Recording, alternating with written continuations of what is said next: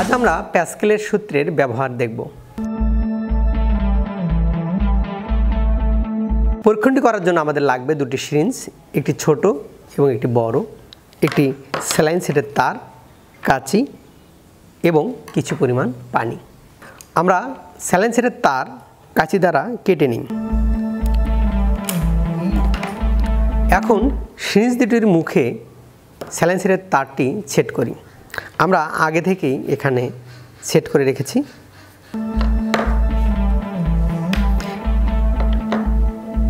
এখন সিরিঞ্জের মধ্যে কিছু পরিমাণ পানি নিই।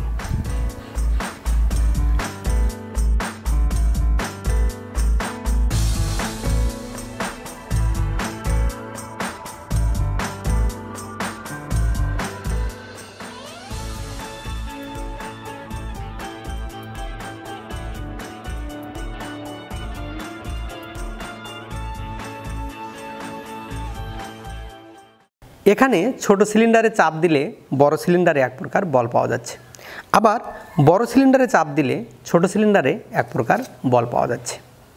তবে লক্ষ্য করলে দেখা যাচ্ছে ছোট সিলিন্ডারে যে পরিমাণ বল প্রয়োগ করা হচ্ছে তার চেয়ে বেশি গুণ বল পাওয়া যাচ্ছে বড় সিলিন্ডারে।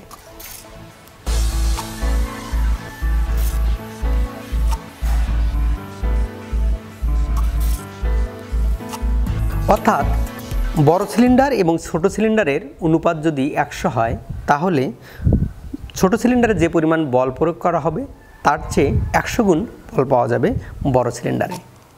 বড় বড় কলকারখানা এবং বিমান নিয়ন্ত্রণে এই পদ্ধতি ব্যবহার করা হয়। এটি বলবৃদ্ধিকরণ নীতি।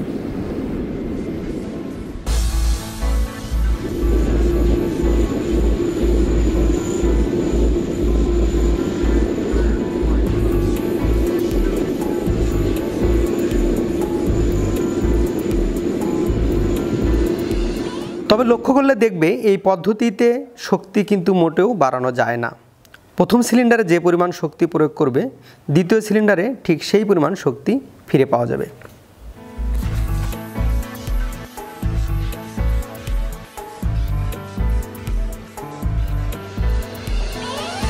এরকম মজার মজার এক্সপেরিমেন্ট পেতে তোমরা আমাদের সাথেই থেকো।